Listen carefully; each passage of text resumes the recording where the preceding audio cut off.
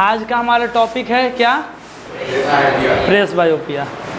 और कुछ बोलना है? चलो,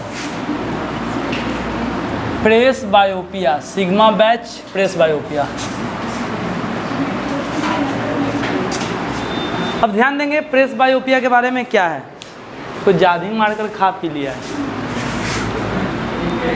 हाँ, देखो ध्यान देना, प्रेसबायोपिया के बारे में समझते हैं कि इसमें 2 या 3 लाइन से ज़्यादा कुछ बात नहीं बनता। सिंपल बातें है कि प्रेसबायोपिया हर किसी को होना है, चाहे आँख आपका कितना भी स्वस्थ रहा हो अभी के टाइम पे, एक टाइम पे हर किसी को प्रेसबायोपिया हो जाएगा। ठीक है, इट मीन्स कि यह एज के साथ होता है। जैसे जैसे एज ज़्यादा होता है आपका सिलियरी मसल्स जो है कमज़ोर, ढीला पड़ने लगता है।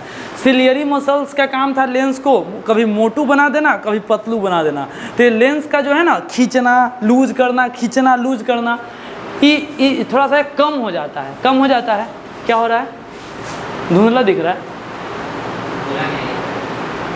पूरा, मतलब इधर पूरा नहीं किया हुआ है। हाँ सुनो, तो आपका एज के साथ ही होता है। देखो रियलिटी में प्रेसबायोपिया जब होता है, ठीक है, तो सबसे पहले आपको नज़दीक का देखने में प्रॉब्लम होता है, आप पास के चीज़ को फोकस नहीं कर सकते हैं।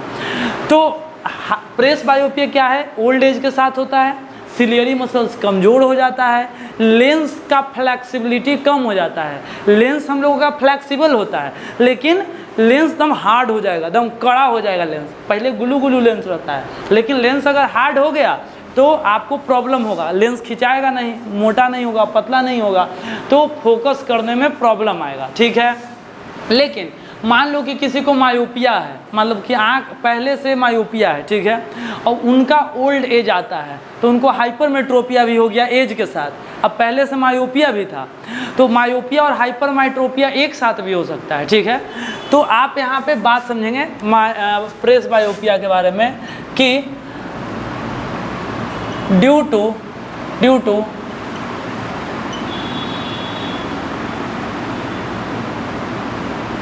increase in age, due to increase in age, ciliary muscles क्या हो जाता है बताओ? ciliary muscles becomes weak, ciliary muscles become weak, कमज़ोर पड़ जाता है, ciliary muscles become weak and person unable to focus on near object। हाँ, पास की चीज़ को देखने में पहले इसमें दिक्कत होता है, पास की चीज़ को देखने में। ठीक है, यानी कि बोल सकते हैं कि इसमें होगा क्या कि अगर आपको प्रेसबायोपिया हो गया, ठीक है, प्रेसबायोपिया हो गया है, तो अगर कोई पास का चीज़ रखा हुआ है, ठीक है, कोई चीज़ अगर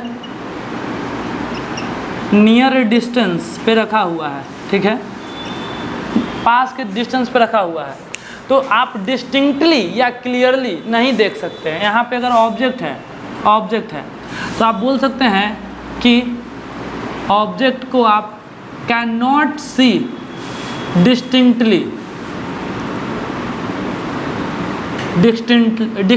मतलब होता है clearly,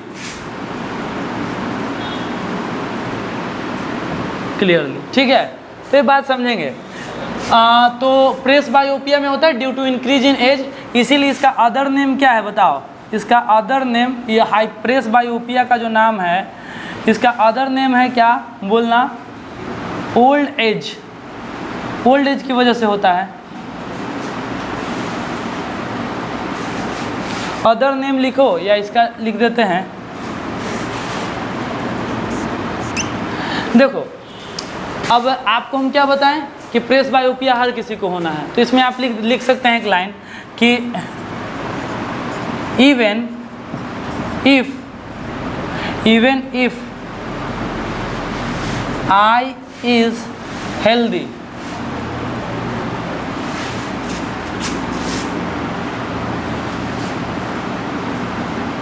even if eye is healthy, it will suffer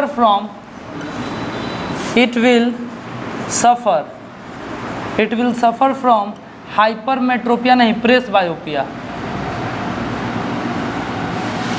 after a certain age. हाँ, आपका आँख अभी ठीक हेल्दी हो सकता है। हेल्दी का मतलब होता है 6/6। आँख अगर सबसे स्वस्थ आँख कहा जाता है किसका? 6/6 होना। अब 6/6 एक साइंस है जिसको थोड़ा समझना पड़ेगा कि 6/6 आँख किसको कहते हैं। सबसे स्वस्थ आँख, अगर आप कोई मेडिकल में जाएं तो आपका आई का टेस्ट लिया जाएगा और वहाँ पे रिपोर्ट आएगा कि आपका आँख कितना है। तो या पायलट वगैरह के लिए अगर कोई सेलेक्ट होता है या रेलवे ड्राइवर वगैरह वगैरह वो सब में, तो आँख का दम कंडीशन है 6/6 होना ही चाहिए, ठीक है। 6/6 आँख का बेस्ट कंडीशन होता है, ठीक है। Even if eye is healthy it will suffer from presbyopia after a certain age, ठीक है, सर्टेन एज या ओल्ड एज, ओल्ड एज, बहुत बढ़िया, ठीक है। अब हम यहाँ पे लिखते हैं कि प्रेस बायोपिया का रीजन। अच्छा, इसमें प्रॉब्लम क्या होगा? प्रॉब्लम क्या होगा? तो प्रॉब्लम में होगा कि नियर ऑब्जेक्ट दिखाई नहीं देगा, जैसे देख सकते हैं can not see distinctly near distance. इसमें यही प्रॉब्लम है, इसका प्रॉब्लम यही है, इसका प्रॉब्लम है, ठीक है। अच्छा, इसके कारण क्या है सर? कारण सुनना ध्यान से, कारण क्या है? कारण क्या होता होगा? तो आपको कारण ही लिख दिए, कारण वहीं अच्छे से लिख देंगे, weakness in ciliary muscles, weakness in ciliary muscles. बताओ जी, सिलियरी मसल्स वीक हो जाएगा।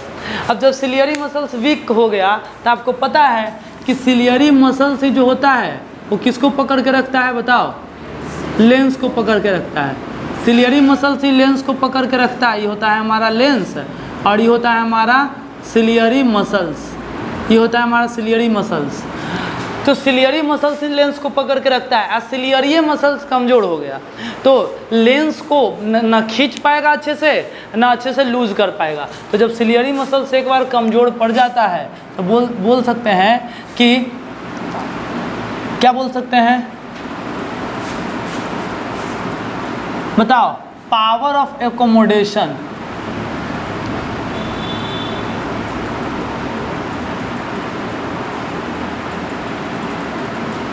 Power of accommodation of I decreases.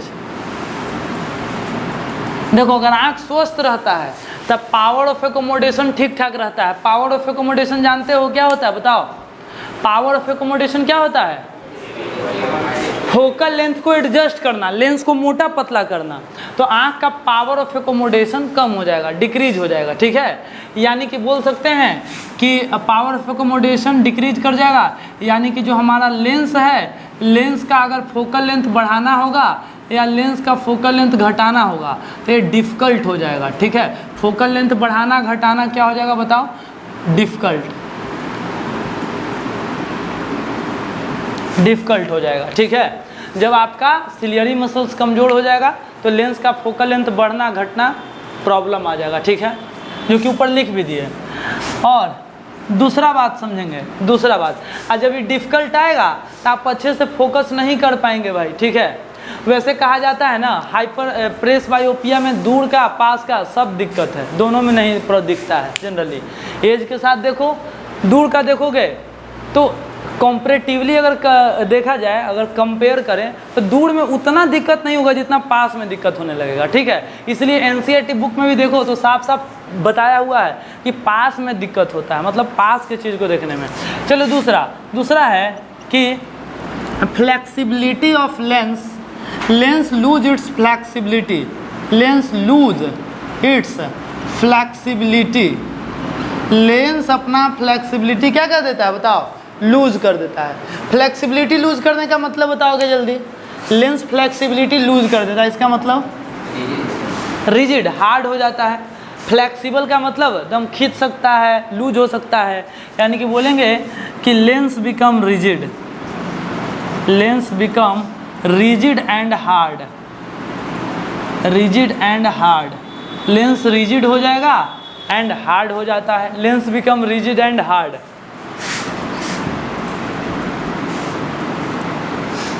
Rigid and hard हो जाएगा तो आप जानते हैं फिर से वही प्रॉब्लम, लेंस हार्ड हो गया तो उसका फोकल लेंथ है बढ़ना घटना डिफ़िकल्ट होगा। लेंस का थिक एंड थिन होना, जब लेंस हार्ड हो जाएगा तो बोल सकते हैं कि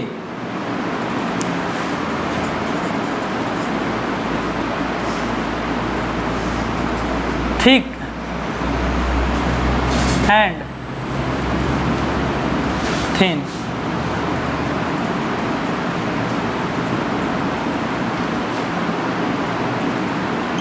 ये डिफ़िकल्ट हो जाएगा। लेंस को थिक और थिन क्या होना, क्या हो जाएगा, डिफ़िकल्ट हो जाएगा। आपको पता है, आपको दूर और पास के देखने के लिए लेंस मोटा और पतला होता है, ठीक है। तब जब आपको लेंस का फ्लेक्सिबिलिटी लूज हो गया तो लेंस का मोटा और लेंस का पतला होना प्रॉब्लम करेगा, डिफ़िकल्ट हो जाएगा, नहीं हो पाएगा अच्छे से। नहीं हो पाएगा तो आपका विजन ब्लर होगा, नहीं दिखाई देगा, ठीक है। Lens lose its flexibility, lens become rigid and hard, thickening and thick and thin, difficult. बस ये हो गया। तो ये मेन पॉइंट्स है आपके। हाँ, और अगर बात किया जाए कि कौन से चश्मा लगेगा, तो देखो अगर खाली प्रेस बायोपिया है, ठीक है, प्रेस बायोपिया, तो हम आपको क्या बोले, सॉरी प्रेस बायोपिया है, हाँ ठीक है। अगर प्रेस बायोपिया है तो प्रेस बायोपिया में अगर पास का चीज़ देखने में दिक्कत हो रहा है, ठीक है, लेकिन ज़्यादातर चांस है ना कि प्रेस बायोपिया में आपको पास और दूर दोनों में दिक्कत होता है। ज़्यादातर मोर 90% से ज़्यादा चांस ही है कि जब आपको प्रेस बायोपिया होगा तो ज़्यादा दिक्कत नज़दीक का देखने में है, लेकिन इसका मतलब ही नहीं है कि दूर वाला बढ़िया से दिख रहा है, दूर वाला भी देखने में दिक्कत है। तो इसके लिए ऐसा चश्मा चाहिए जिसमें में कॉनकेवो लेंस हो और कॉन्वेक्स लेंस भी हो। तो इसके लिए बाईफोकल लेंस का चश्मा चाहिए। कैसा लेंस, बाईफोकल लेंस। जो पहने हुए किसी को देखे होंगे, नीचे ऐसे हल्का सा ऐसे रहता है, ऐसा। इसमें कॉनकेव कॉन्वेक्स दोनों पार्ट होता है, जो कि आपको दूर और पास दोनों देखने में क्या मदद करता है, ठीक है। बोल सकते हैं कि यहाँ पे लिख देते हैं समटाइम्स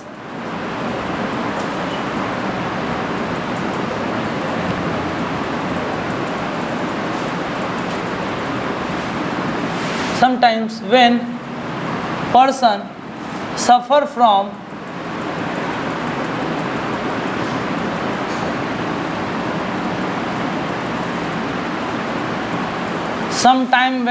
suffer from presbyopia, तो होता क्या है,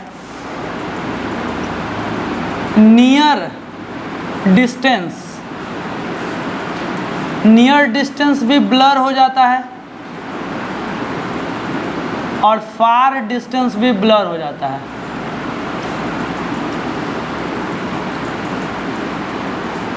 नियर डिस्टेंस ब्लर, फार डिस्टेंस ब्लर, ठीक है। यानी कि बोल सकते हैं कि बताओ ये मिक्सचर हो गया क्या चीज़ का, मायोपिया प्लस हाइपरमेट्रोपिया का। ये मिक्सचर हो गया मायोपिया प्लस हाइपरमेट्रोपिया का।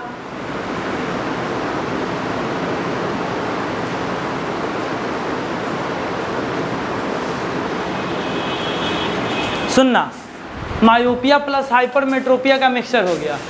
आपको ये बात समझना है। अच्छा, तो ऐसे सिचुएशन में करेक्टिव लेंस कौन सा लगाएंगे, करेक्टिव लेंस कौन सा लगाएंगे, तो करेक्टिव लेंस लगाएंगे, बताओ कौन सा, तो करेक्टिव लेंस लगाएंगे बाईफोकल लेंस, बाईफोकल लेंस।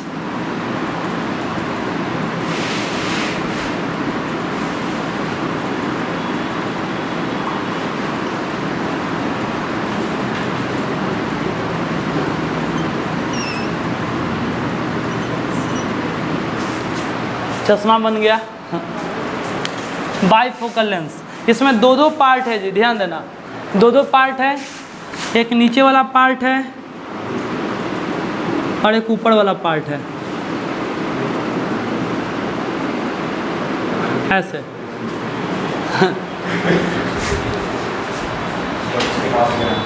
हाँ, स्वच्छ भारत अभियान वाला चश्मा बन गया। Bifocal lens. अब बाईफोकल लेंस में बाईफोकल लेंस रहेगा तो इसमें दो को लेंस रहेगा एक ही साथ मिलाया हुआ। तो इसमें कॉन्वेक्स पार्ट, एक रहेगा कॉन्वेक्स पार्ट और एक रहेगा कॉनकेव पार्ट, एक रहेगा कॉनकेव पार्ट। बाइफोकल लेंस में कॉन्वेक्स पार्ट रहता है, एक कॉन्वेक्स हिस्सा रहता है और एक कॉनकेव हिस्सा रहता है। तो सर कॉन्वेक्स पार्ट क्या करेगा, तो कॉन्वेक्स पार्ट आपको हेल्प करेगा क्या चीज़ में बताओ, हेल्प इन कौन विजन, नियर विजन। अरे क्या चीज़ में मदद करेगा, अरे कॉन्वेक्स क्या चीज़ में मदद करता है भाई, हाइपरमेट्रोपिया में पहनते थे, हाइपरमेट्रोपिया में पास का देखने में दिक्कत था, तो कॉन्वेक्स जो हिस्सा है ना वो पास का देखने में मदद कर देगा, और जो आपको कॉनकेव वाला हिस्सा है वो आपको किस चीज़ में मदद करेगा बताओ, हेल्प इन फार विजन।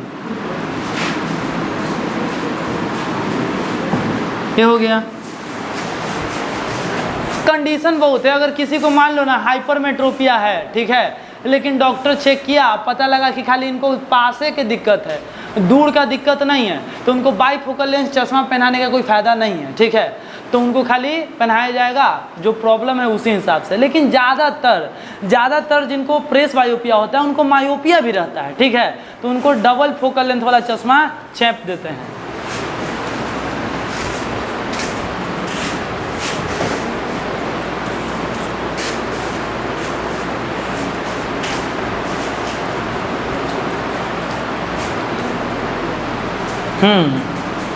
लिखेंगे फटाफट, तब तक उधर इरेज करते हैं।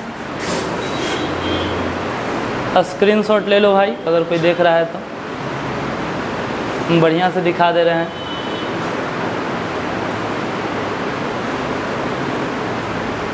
हाँ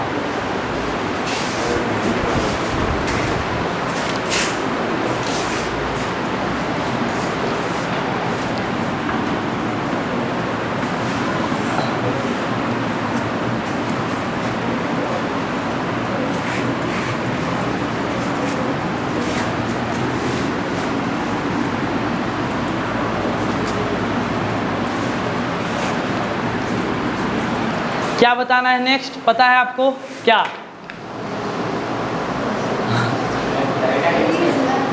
कैटरैक्ट, कैटरैक्ट ना इसी में है तो पढ़ लेंगे कैटरैक्ट। दूसरा इसमें एक है हमारा कैटरैक्ट,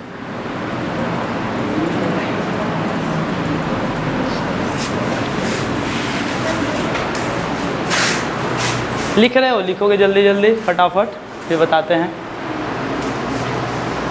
कैटरैक्ट, कैटरैक्ट आपका ये सबसे अलग है, इसमें चश्मा का ज़रूरत नहीं पड़ता है, इसमें सर्जरी का ज़रूरत पड़ता है तभी ठीक होता है। कैटरैक्ट, कैटरैक्ट होता है आपके आँख में, आपका जो लाइट कहाँ से पास होता है ये बताओ, कहाँ से, प्यूपिल के पास से। आपका जो होल होता है, आँख में एक होल होता है प्यूपिल, और वहाँ से लाइट पास करता है, लेंस से होते हुए जाता है। तो आपका बताओ लेंस क्या चीज़ का बना हुआ है, jelly like material, fibrous jelly like material से। कभी कभी क्या होता है कि हमारा लेंस में जो फाइब्रस जेली लाइक मटेरियल है वहाँ पे उजला उजला रेशा जैसा फाइबर आ जाता है, ये हमारा लेंस है। लेंस हमारा ट्रांसपेरेंट होता है, सुनो ध्यान से, लेंस ट्रांसपेरेंट होता है, लेकिन लेंस के अगल बगल अगर कुछ ऐसा रेसा रेसा रेसा रेसा cloud, milky type substance, cloudy substance आने लगता है, और इससे कहाँ पे, लेंस के आसपास, लेंस के आसपास, ठीक है।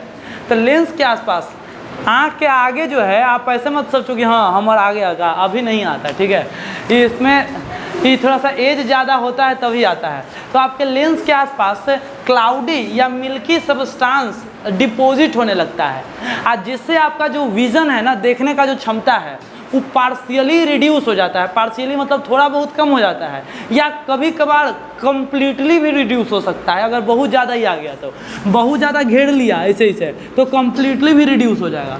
तो इस सिचुएशन को कैटरैक्ट कहते हैं। कैटरैक्ट में कोई दिक्कत नहीं है, खाली लेंस के सामने सब मटेरियल आ गया है, तो डॉक्टर लोग सर्जरी करके ये सब मटेरियल को हटा देगा तो इसी को बोलते हैं कैटरैक्ट सर्जरी। तो कैटरैक्ट सर्जरी से ठीक हो सकता है। तो कैटरैक्ट समझेंगे क्या होता है कि व्हेन, यहाँ पे लिखते हैं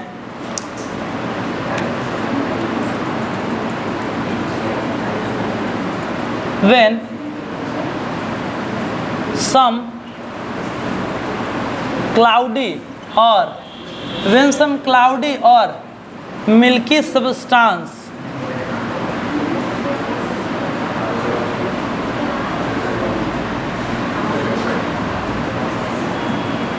deposit near the islands,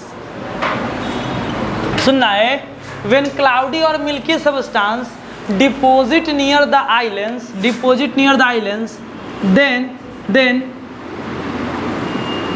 then तब क्या होता है, देन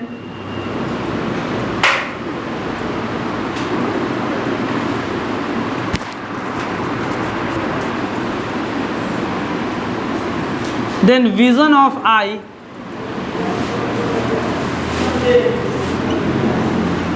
पार्शियली और कंप्लीटली रिड्यूस, बताना जी। तो आँख का जो है ना, आँख का विजन पार्शियली या कंप्लीटली घट जाता है, and this is known as cataract.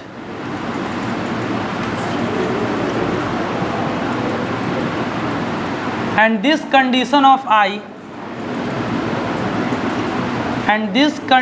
Of eye is called cataract, कहते हैं भाई कैटरैक्ट।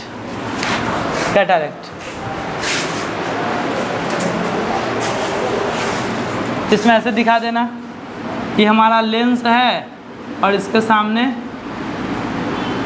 ऐसे एक क्लाउडी सब्सटेंस,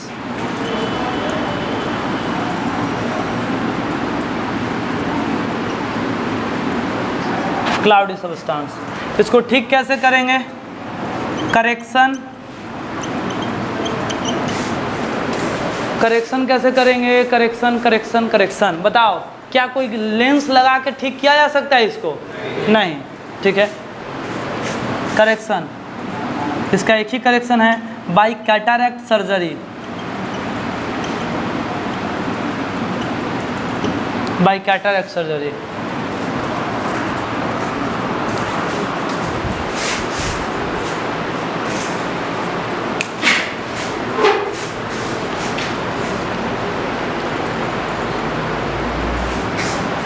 और आँख का सर्जरी हो जाता है तब उसको ब्लैक चश्मा देता है कि आँख पे थोड़ा सा लाइट वाइट न पड़े, ठीक है। इसलिए ये नहीं कि कोई बोलेगा कि कैटरैक्ट ठीक होता है काला चश्मा लगाने से, हाँ, ये नहीं बोल देना जी।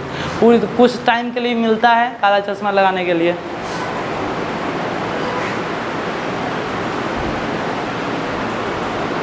बूढ़े बुजुर्ग लोग को देखे होंगे लगाते हैं, बहुत लोग का चश्मा ढीला पड़ जाता है तो धागा बांध लेते हैं। फिर नेचर सब चीज़ परफेक्टली डिजाइन करके बनाए हैं। कान इसलिए मिला है ताकि चश्मा पहन सको। सोचो कान नहीं रहता तो चश्मा पहनना कितना मुश्किल होता।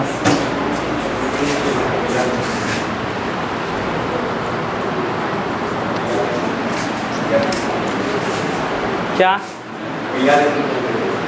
अच्छा, कैसे? अच्छा, VR हेडसेट जैसा। तो सगरो उसे पहन के नहीं ना चल सकते हो। चलो इसको मिटाते हैं।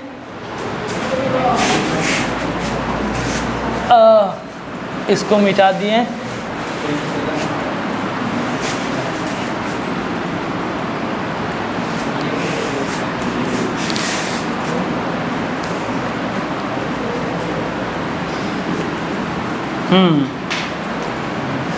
चलो इधर लिख रहे हो, लिखो आराम से।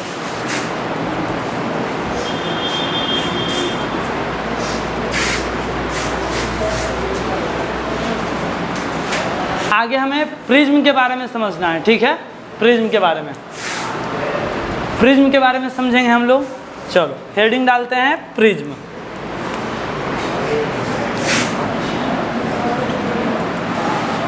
प्रिज्म, देखो प्रिज्म, देखो प्रिज्म के बारे में वहाँ से वो प्रिज्म देना तो वाला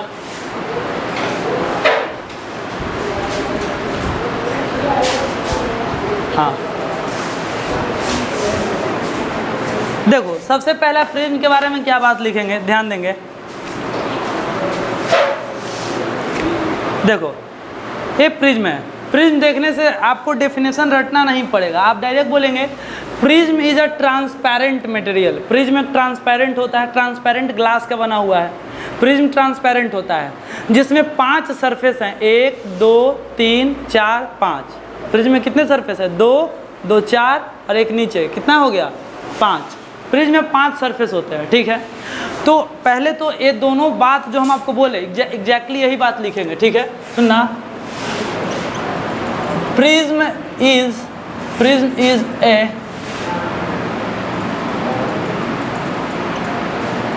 transparent medium, prism is a transparent medium having 5 surface। अब 5 सरफेस में से अगर आप देखें तो 2 ट्रायंगुलर सरफेस है। देखो ये वाला आगे से ही ट्रायंगल दिख रहा है, हाँ ये ट्रायंगल दिख रहा है, और वो पीछे से ट्रायंगल दिख रहा है, 2 को क्या है ट्रायंगल। अगर आप इधर वाला देखें तो ये रेक्टेंगुलर है, इधर से देखें तो ये रेक्टेंगुलर है, नीचे से देखें तो ये रेक्टेंगुलर है। तो 5 सरफेस में से 2 ट्रायंगुलर सरफेस होता है, 2 triangular plus 3 rectangular, 2 triangular plus 3 rectangular. समझ आए बात? तो कोई दिक्कत है? प्रिज्म लेके देखना चाहोगे? लो, फोड़ मत देना, कैच कर लेगा। हाँ अब सुनना ध्यान से, 5 सरफेस में से 2 रेक्टेंगुलर और 2 ट्रायंगुलर और 3 रेक्टेंगुलर। अच्छा कॉपी पे कैसे बनाएंगे ये देखोगे। कॉपी पे देखो, कॉपी पे आप प्रिज्म जो बनाते हैं, ध्यान देना, कॉपी पे प्रिज्म कैसे बनाते हो भाई, एक बात बताना। कॉपी पे प्रिज्म का जो डायग्राम बनाते हो तुम ऐसे बनाते हो, ध्यान देना। कॉपी पे प्रिज्म का डायग्राम आप ऐसे बनाते हैं, ऐसे। तो इसे देखने से आपको क्या दिखता है कि अरे प्रिज्म में तो 3 सरफेस होता है। बताओ ध्यान देना। अरे वो डिस्पर्सन देख लेना भाई, बाद में वो ऐसे नहीं दिखेगा, थोड़ा थोड़ा दिखेगा। दिख रहा है? चलो छोड़ो सब, देखो यहाँ पे बाद में देखो। डायग्राम से हम आपको बता रहे हैं, बात पूरा बात सुन लो, फिर कर लेना जो करना है। सुनना, डायग्राम आप कॉपी पे बनाते हैं तो क्या ऐसा किताब में देखते हैं आप डायग्राम? अरे ध्यान दो इधर, किताब में क्या ऐसा डायग्राम होता है कि दूसरा होता है? ऐसा होता है कि दूसरा होता है? कैसा रहता है दूसरा, वो बनाओ तो। अरे कैसा होता है जी?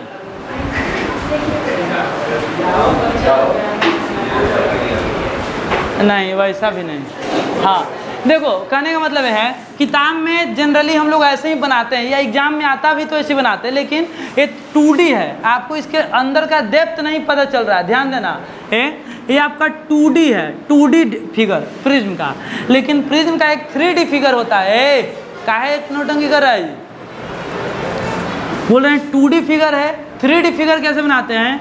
तो 3D फिगर बनाने के लिए एक यहाँ पे छोटा बनाओ, छोटा प्रिज्म बनाओ। पहले कैसे बनाओ? देखो 3D बनाने के लिए एक बड़ा प्रिज्म बनाओ, ऐसे बड़ा प्रिज्म बनाओ, और इसके बगल में एक छोटू प्रिज्म बनाओ, इसके बगल में ऐसे बड़ा प्रिज्म बनाओ, छोटू प्रिज्म बनाओ, और इसके बाद मुंडी से मुंडी मिलाओ और पैर से पैर मिलाओ, ऐसे। तो ये आपका जो प्रिज्म है, ये आपका प्रिज्म जो है दिख रहा है 3D में। 3D में प्रिज्म दिख रहा है। हाँ, आपको 5 सरफेस भी दिख रहा है, सामने पीछे 2 रेक्टेंगुलर और 2 ट्रायंगुलर सरफेस। तो ए बनाओ या ए बनाओ, आपको 3D में ऐसा दिख जाएगा। 3D में ऐसा ध्यान से देखेंगे तो पता चलेगा।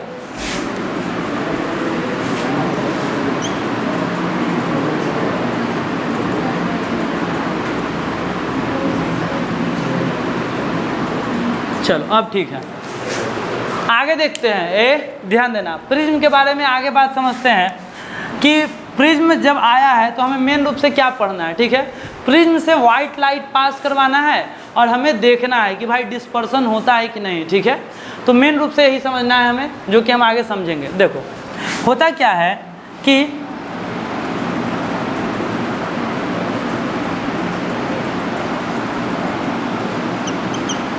when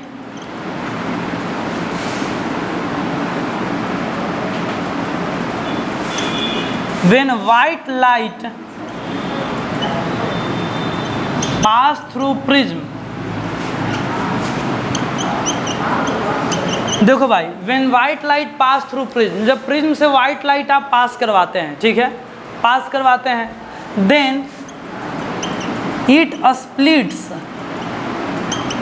splits into its component color। मतलब कि जब आप प्रिज्म से वाइट लाइट ले जाते हैं तो वाइट लाइट में जो जो कलर होता है वो सब कलर टूट जाता है, अलग अलग हो जाता है। It splits into component colour. This is known as, इसको कहते हैं डिस्पर्सन ऑफ लाइट। इसको आप कहते हैं क्या, बोलो, डिस्पर्सन ऑफ लाइट। प्रिज्म से जब वाइट लाइट ले जाते हैं ना, तब लाइट जो है वो अपने 7 कंपोनेंट कलर में टूट जाता है और उसको डिस्पर्सन ऑफ लाइट कहते हैं। लेकिन ये डिस्पर्सन को समझने के लिए आपको पहले यह समझना होगा कि प्रिज्म से जब लाइट जाता है, ठीक है, डिस्पर्सन टॉपिक को अलग से हम अभी पढ़ेंगे, लेकिन आपको एक बात जो समझना है वैसे समझना है। यहाँ पे पहले लिख देते हैं कि वाइट लाइट जब जाता है, देखो वाइट लाइट, प्रिज्म का खासियत क्या है, वाइट लाइट जाता है और यहाँ पे आ गया रास्ते में प्रिज्म।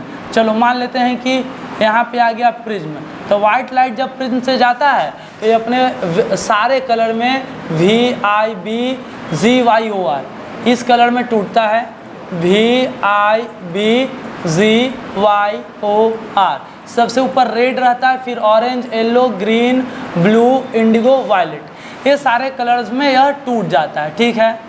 लेकिन सर डायग्राम में दिखाइए, देखो डायग्राम में आपको दिखाएंगे, लेकिन उससे पहले आपको यह समझना होगा, एक टर्म समझना होगा, ठीक है, और टर्म का नाम है मोनोक्रोमैटिक लाइट। हम बोलेंगे कि बताओ मोनोक्रोमैटिक लाइट किसको बोलेंगे, मोनोक्रोमैटिक लाइट। हम बोलेंगे व्हाट इज मोनोक्रोमैटिक लाइट। तो आपको बोलना है कि सर एक कलर वाले लाइट को मोनोक्रोमैटिक लाइट बोलते हैं, जैसे रेड, वायलेट, इंडिगो, ऐसा लाइट जिसके पास सिर्फ सिंगल वेवलेंथ हो, सिंगल फ्रीक्वेंसी हो, ऐसा लाइट जिसके पास सिर्फ एक ही, जैसे वाइट लाइट, वाइट लाइट को आप मोनोक्रोमैटिक नहीं बोलेंगे, कारण इसमें अलग अलग वेवलेंथ वाला लाइट मौजूद है, तो इसीलिए सिंगल वेवलेंथ वाले लाइट को आप बोलते हैं मोनोक्रोमैटिक लाइट। तो हम पहले पूछेंगे कि बताओ मोनोक्रोमैटिक लाइट क्या होता है, तब बोलेंगे light, single colour light. Monochromatic light का मतलब हो गया आपका single colour light, single colour light, या बोल सकते हैं सिंगल वेवलेंथ लाइट। ये ज़्यादा बढ़िया ए वाला डेफिनेशन है, single wavelength light. A light having single wavelength is called monochromatic light, ठीक है। तो पहले आप ये ध्यान देना, a light having single wavelength is known as monochromatic light. Sir ये क्यों जरूरी है, क्यों जरूरी है, तो देखना जरूरी इसीलिए है ताकि आपको आगे कॉन्सेप्ट समझना है। कॉन्सेप्ट ये समझना है कि कॉन्सेप्ट का हेडिंग हम डाल लेते हैं, हेडिंग ये है monochromatic light through prism, monochromatic light through prism. भाई हेडिंग सुन लो, हेडिंग से आपको समझ में आ गया होगा, सुनना, हेडिंग से आपको समझ में आ गया होगा कि मोनोक्रोमैटिक एक लाइट लेंगे और उसको हम पास करवाने वाले हैं किससे, प्रिज्म से, और देखने वाले हैं कि लाइट कैसे मुड़ता है, कितना एंगल से जाता है, रिफ्रैक्शन कैसे होता है, एंगल ऑफ डेविएशन क्या है, ये सारी बातें हम देखने वाले हैं। और एग्जाम में बहुत फेमस टॉपिक है ये वाला, तो आप देखेंगे ध्यान से क्या होता है। देखो तो यहाँ पे हम एक प्रिज्म बनाते हैं, ऐसे प्रिज्म बनाते हैं, प्रिज्म, अच्छा प्रिज्म बना दिए, बहुत बढ़िया। हाँ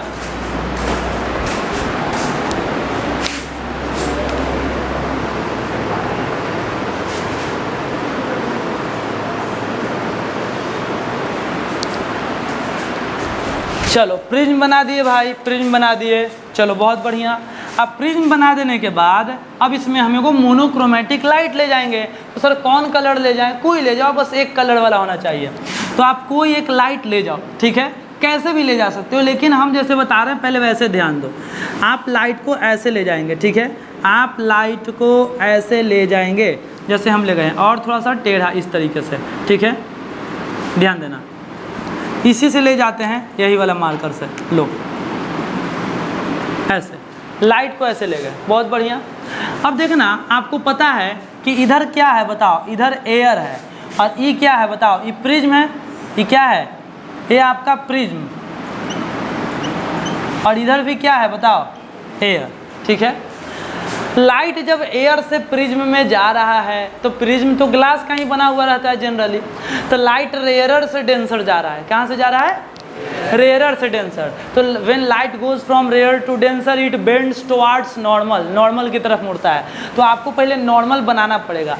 लाइट जैसे यहाँ पे गया ना, तो आप पहले को नॉर्मल बनाओ, यहाँ पे नॉर्मल। अब नॉर्मल याद होगा, हम आपको हमेशा बताए हैं कि नॉर्मल हम जब भी बोलेंगे बनाने के लिए आपको सरफेस के साथ 90 डिग्री का लाइन खींचना है। तो इसका सरफेस ही वाला है, और लाइट यहाँ पे टकराया तो यहाँ पे नॉर्मल ऐसे बनेगा, जैसे हम आपको यहाँ पे ड्रॉ कर रहे हैं, ध्यान देना। बोलो क्या नॉर्मल ऐसा बनेगा?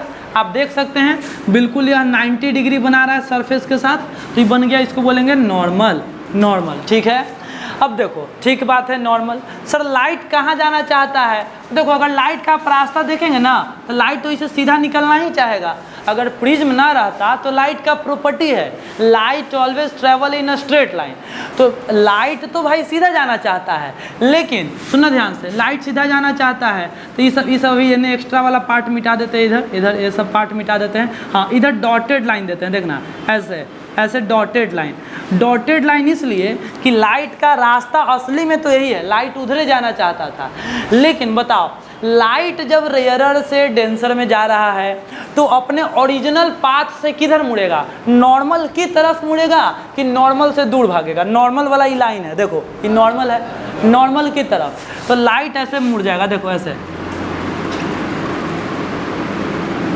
बहुत लोग को यही नहीं समझ में आता कि लाइट का है इसे मुड़ा, ठीक है। अगर आप देखें, इसको फिर से ऐसे मिटा देते हैं, लाइट का अगर आप देखें तो लाइट का ओरिजिनल पाथ ई वाला था, देखो था कि नहीं, लाइट का ओरिजिनल पाथ ही वाला था, जो कि हम ऐसे ऐसे करके बनाए हैं। ये लाइट का क्या है बोलो? Original path. ये हम यहाँ पे लिख देते हैं, लाइट का ओरिजिनल पाथ, ओरिजिनल पाथ, हाँ ओरिजिनल पाथ। लाइट एयर से प्रिज्म में जा रहा है, तो लाइट रेयरर से डेंसर में जा रहा है, इट मीन्स यह मुड़ेगा नॉर्मल की तरफ। इसका नॉर्मल लेने था तो लाइट ऐसे मुड़ गया, ठीक है, कोई दिक्कत नहीं हुआ, आपको समझ में भी आ गया। ये वाला लाइन थोड़ा सा और इधर खींच देते हैं ऐसे, चलो अब ज़्यादा बेहतर लग रहा है देखने में और समझने में भी। चलो आगे देखते हैं, देखते हैं यहाँ पे कौन सही सही बताता है, ठीक है। आगे यहाँ पे, चलो यहाँ पे, अब देखो लाइट यहाँ पे आया, यहाँ पे, अब बताओ यहाँ पे आया तो बोलेंगे कि भाई बताओ यहाँ पे नॉर्मल कैसे बनाएंगे? तो यहाँ पे भी लाइन ऐसे टेढ़ा है, तो हम बोलेंगे यहाँ पे भी नॉर्मल बनाओ। तो यहाँ पे हम नॉर्मल बनाने के लिए बोलेंगे आप नॉर्मल ऐसे बनाएंगे।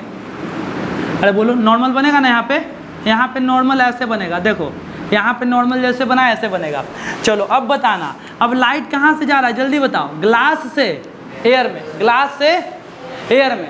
तो लाइट सर जाना तो चाहता है सीधा सीधा, लाइट तो ऐसे सीधा जा रहा है, तो सर लाइट का तो ओरिजिनल रास्ता ही वाला है, लाइट का तो ओरिजिनल रास्ता ही वाला है, लेकिन लाइट ग्लास से एयर में जा रहा है, तो डेंसर से रेयरर में जा रहा है, तो क्या करेगा बताओ? नॉर्मल से दूर भागेगा, ओरिजिनल रास्ता ही है, तो इसके पास दो ऑप्शन है, या तो नॉर्मल की तरफ मुड़ जाए या नॉर्मल से दूर भागे। तो क्या होगा बताओ? अपना ऐसे भागेगा, ऐसे ऐसे। ये वाला लाइन आप मिटा सकते हैं, आप चाहो तो ए वाला लाइन भी मिटा सकते हैं, कोई दिक्कत वाली बात नहीं है, ठीक है, लेकिन इतना रहने देना, ठीक है, इतना चलेगा, ठीक है। हाँ, अब सबसे इम्पॉर्टेंट यहाँ पे एंगल है, एंगल। तो देखो नॉर्मल और एक कौन सा रे है जल्दी से बताओ, अब जल्दी जल्दी, कौन सा रे? Incident ray. नॉर्मल और इंसिडेंट रे के बीच के एंगल को क्या कहते हैं? Angle of incidence, angle of incidence. ये है रिफ्रैक्टेड रे, ये क्या है? रिफ्रैक्टेड रे। आई है नॉर्मल, तो इस वाले एंगल को बोलेंगे angle of refraction, angle of refraction R1। इस वाले एंगल को भी बोलते हैं एंगल ऑफ रिफ्रैक्शन R2, ठीक है। ये दोनों एंगल को R1 R2 बोलते हैं, ठीक है। अब सुनो, लाइट बाहर निकला, इसको बोलते हैं इमर्जेंट रे। क्या बोलते हैं? इमर्जेंट, इमर्जेंट रे, जो लाइट बाहर निकलता है उसको इमर्जेंट रे, और इमर्जेंट रे और नॉर्मल, इमर्जेंट रे और नॉर्मल के बीच के ये सब ओरिजिनल पाथ, ये सब मिटा दो अभी। इमर्जेंट रे और नॉर्मल का जो बीच का एंगल बनता है उसको बोलते हैं एंगल ऑफ इमर्जेंस। क्या बोलते हैं? Angle of emergence. बहुत बढ़िया। हाँ, इसमें दो गो एंगल हो गया, आई और ई, आई और ई। बहुत बढ़िया। देखो यहाँ पे जो एंगल बनता है ई वाला एंगल, इसको बोलते हैं एंगल ऑफ प्रिज्म। क्या बोलते हैं? बोलो, एंगल ऑफ प्रिज्म, इसको बोलते हैं एंगल ऑफ प्रिज्म। बहुत बढ़िया। इस वाले एंगल को बोलते हैं एंगल ऑफ प्रिज्म। लाइट जिस दो सरफेस से गया है उन दोनों सरफेस के बीच का जो एंगल है उसको बोलते हैं एंगल ऑफ प्रिज्म। एक आखिरी बात सुन लो मेरा, जिसको बोलते हैं एंगल ऑफ डेविएशन। आखिरी एंगल ऑफ डेविएशन, बहुत लोग कंफ्यूज रहता है एंगल ऑफ डेविएशन में। सुनना, लाइट का असली रास्ता और लाइट का फाइनल रास्ता, लाइट का इनिशियल पाथ और लाइट का फाइनल पाथ के बीच का जो एंगल होगा उसी एंगल को डेविएशन कहेंगे। तो आपका पूरा रिसर्च लगा देना है ये देखने पे कि ओरिजिनल पाथ कौन है और फाइनल पाथ कौन है। ठीक है, तो ओरिजिनल पाथ तो सर ये वाला है, ऐसे ऐसे ऐसे ऐसे ऐसे, बोलो ये ओरिजिनल पाथ। और ये आपका क्या है?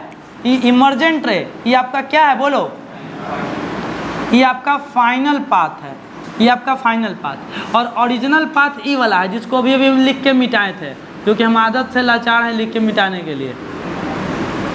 यह है ओरिजिनल पाथ, ओरिजिनल पाथ, और यह आपका फाइनल पाथ। तो सर एंगल तो अते पता ना चल रहा है ओरिजिनल पाथ और फाइनल पाथ के बीच का। तो भाई है ओरिजिनल पाथ ही फाइनल पाथ। तो फाइनल पथवा के तनी पीछे खींचो, थोड़ा सा इसको तनी पीछे खींचोगे, तब पीछे खींचोगे ऐसे ऐसे ऐसे ऐसे खींचोगे तो ये हो गया आपका फाइनल पाथ, ये हो गया ओरिजिनल पाथ। आई जो एंगलवा जो बन रहा है ना, ये वाला एंगलवा, ये वाला, अरे ये वाला जो एंगलवा बन रहा है, ये वाला, यही वाला एंगलवा के नाम क्या है? बोलो। हाँ, एंगल के नाम है एंगल ऑफ डेविएशन। क्या ज़्यादा कन्फ्यूजन का हो गया? हाँ, लैटरल डिस्प्लेसमेंट, वहाँ पे ग्लास स्लैब में पढ़े थे उसको। ठीक है, तो यहाँ पे इसको एंगल ऑफ डेविएशन कहते हैं। क्या कहते हैं? के गो एंगल इसमें दिख रहा है आपको? 4 गो, आई ई ए डेविएशन, आई ई ए और क्या? बोलो, डेविएशन। 4 एंगल, और चारों एंगल प्रिज्म में एक प्रूफ होता है। अब प्रूफ करने के बाद आता है आई प्लस ई बराबर ए प्लस डेविएशन। ये रट्टा मार लेने का भाई, ये रट्टा मार लेने का। ठीक है, आई प्लस ई बराबर ए प्लस डेविएशन। याद कैसे रहेगा? एन वाला प्लस में, फिर ई वाला प्लस में। ठीक है, आई प्लस ई बराबर ए प्लस डेविएशन। ठीक है सर, R1 R2 एंगल का क्या किए हैं? R1 R2 के फेर में मत रहो, R1 R2 के फेर में, R1 R2 के फेर में नहीं रहना है। लेकिन फिर भी आप लिखना चाहें तो 10 क्लास में नहीं है, लेकिन फिर भी लिख देते हैं। एंगल ऑफ प्रिज्म बराबर R1 plus R2। Angle of R1 R2 को जोड़ेंगे ना तो आपको एंगल ऑफ प्रिज्म मिलता है। R1 R2 को जोड़ेंगे तो आपको एंगल ऑफ प्रिज्म मिलता है, ध्यान रखना।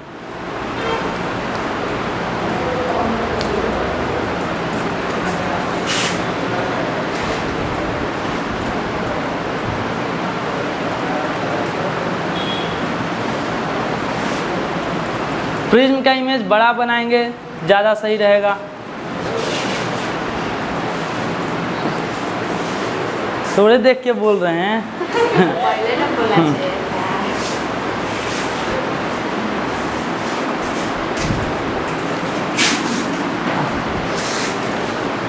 बोलो, कुछ समझ में आया इसमें? किसी को समझ में आया कुछ? हमको ये पूछना चाहिए कि क्या प्रॉब्लम है,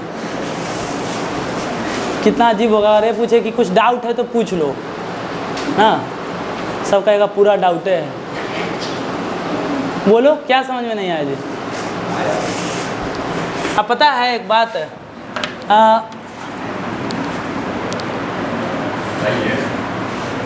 बता रहे हैं,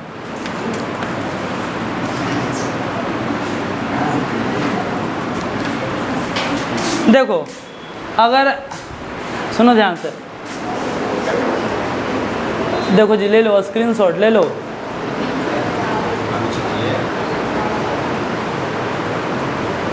हो गया।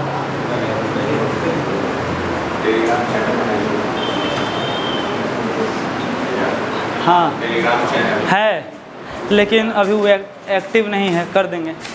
देखो हमको कोई बोलेगा ना कि वाला चीज़ 1 मिनट के अंदर बताइए, जितना देरी बताए, ठीक है, 1 मिनट के अंदर हम बोलेंगे ये प्रिज्म होता है, ये प्रिज्म होता है, एकरा में लाइट को ले जाते हैं तो यहाँ पे नॉर्मल ऐसे बनता है, और लाइट नॉर्मल, लाइट सीधा जाना चाहिए लेकिन नॉर्मल की तरफ मुड़ता है तो लाइट ऐसे मुड़ गया। उसके बाद फिर यहाँ नॉर्मल बनाते हैं तो यहाँ पे नॉर्मल बनाते हैं। लाइट को सीधा जाना चाहिए लेकिन डेंसर से रेयरर तो अवे फ्रॉम नॉर्मल हो जाता है। इसको आई बोलते हैं, इसको ई बोलते हैं। इस वाले एंगल को R1 R2 बोलते हैं, एंगल वाले अंदर वाले एंगल को, ठीक है, हो गया। अब बाकी लाइट इस और इस सरफेस से गया है तो इसको एंगल ऑफ प्रिज्म बोलते हैं। आखिरी बच गया डेविएशन। तो डेविएशन मतलब लाइट का ओरिजिनल रास्ता ई वाला था और लाइट का फाइनल रास्ता ई वाला था, तो ये एंगलवा के कह देंगे डेविएशन।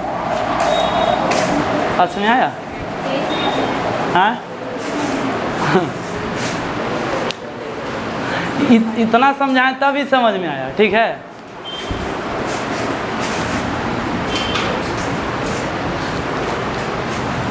आप एकरो से शॉर्ट हो, एकरो से शॉर्ट था इसे।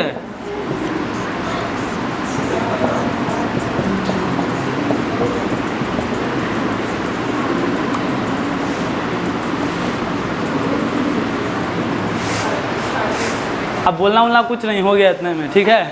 हाँ ये सबसे शॉर्ट वर्जन है।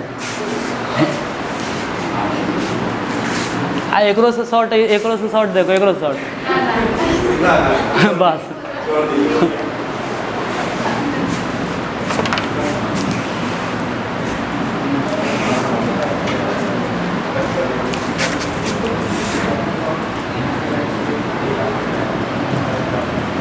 Incident ray, light coming on prism, light coming on prism. Refracted रे, रिफ्रैक्टेड रे,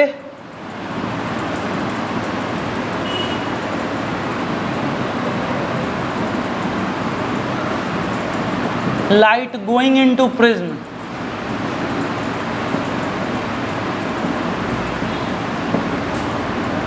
emergent ray,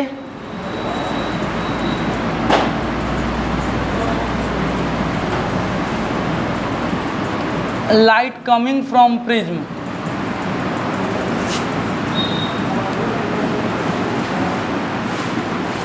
emergent ray, light coming from prism। और angle of incidence, angle between incident ray and normal, angle between incident ray and normal.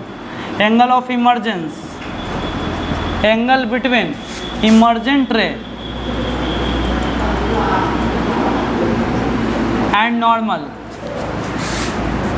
Angle of emergency हो गया, और क्या बच गया? Angle of prism, angle A. Angle A को बोलते हैं एंगल ऑफ प्रिज्म, इसको बोलते हैं angle between, angle between two side of prism, angle between two side of prism. From light pass, from which light pass, light जिस दो surface से गया होगा वही एंगल ऑफ प्रिज्म कहलाएगा। ध्यान देना है, अगर मान लो कि 30 डिग्री, जी सुनो ध्यान से, ये 30 डिग्री और लाइट इधर गया, रिफ्रैक्ट करके इधर गया, फिर इधर आया, तो एंगल ऑफ प्रिज्म ई वाला कहलाएगा। बोलो क्या बोल रहे हो?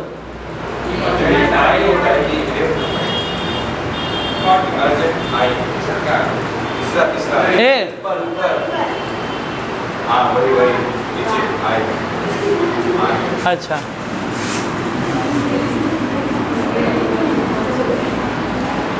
एंगल बिटवीन, देखो जी हम बता रहे हैं कि सुनो, ये बहुत लोग यहाँ पे कंफ्यूज हो जाता है, लेकिन 10 क्लास में इससे कोई बात है नहीं। देखो मान लो 30 डिग्री और ये 40 डिग्री, 40 30 70, आई मान लो 20 डिग्री, सॉरी 180 होता है ना जी, सॉरी 30 डिग्री, 60 डिग्री, 30 डिग्री और 80 डिग्री। चलो 80 और 30 हो गया कितना? 110। आई वाला 70 डिग्री मान लेते हैं। मान लो कि लाइट ऐसे गया, ऐसे गया, ऐसे आया, तो एंगल ऑफ प्रिज्म बताओ, एंगल ऑफ प्रिज्म कितना डिग्री? हाँ एंगल ऑफ प्रिज्म 20 डिग्री। अरे ए भाई, एंगल ऑफ प्रिज्म मतलब लाइट किस दो सरफेस से गया, ई वाले से गया और ई वाले से गया, तो इनके बीच का एंगल कितना degree? 30 degree. Angle of prism में बहुत लोग को यहाँ पे लिख दिए एंगल, एंगल एन जी लिख दिए हैं, angle, angle between two side of prism. अच्छा, प्रिज्म के दो साइड जिससे लाइट जाते हैं। देखो लाइट इस वाले साइड से गया, इस वाले से गया और इस वाले से गया, तो इन दोनों के बीच में एंगल जो बन रहा है इसी को एंगल ऑफ प्रिज्म कहते हैं।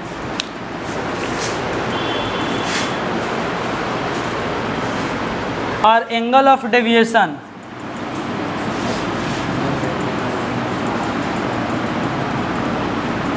Angle between initial and final path, angle between initial and final path of light.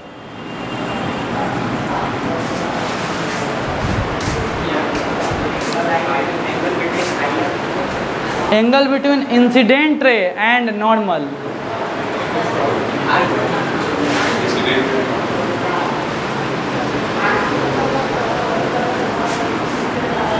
दिखाओ तो बुक थोड़ा सा एनसीईआरटी।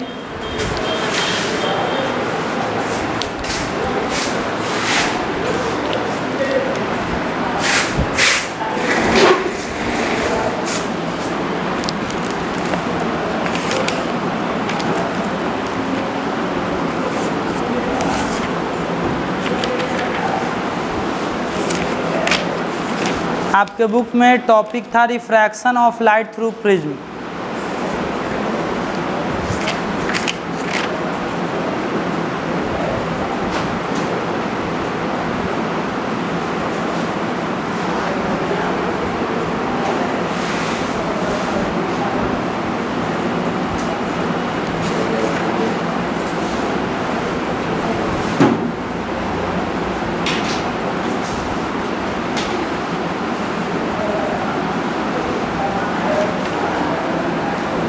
नेक्स्ट टॉपिक आपका डिस्पर्सन है, वो पढ़ेंगे हम। लेकिन यहाँ पे देखो ये हो गया ना,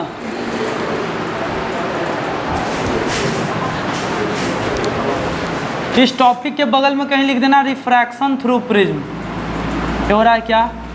रिफ्रैक्शन थ्रू प्रिज्म।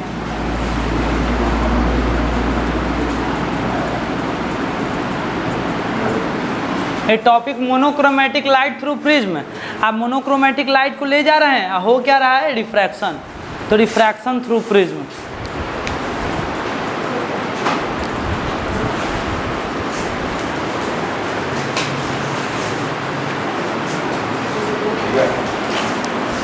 चलो अब क्वेश्चन बताना है जिससे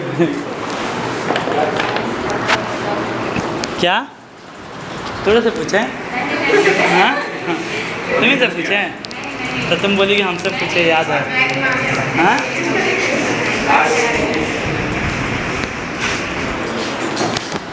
चलो इधर आओ, तुम्हीं को बोल रहे हैं, इधर आओ।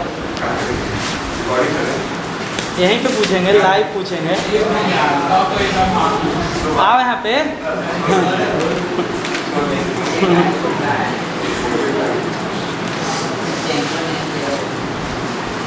चलो आओ, मायोपिया के बारे में कुछ पॉइंट्स बताओ, जल्दी आओ। प्रिज्म लेके आओ, इधर लेके आओ जल्दी, तो फिर हम लेके आ जाएंगे कैमरा। हाँ यहीं सही है ना? इधर आओ, यहाँ आओ, बोर्ड पे आओ, आओ वहीं पे।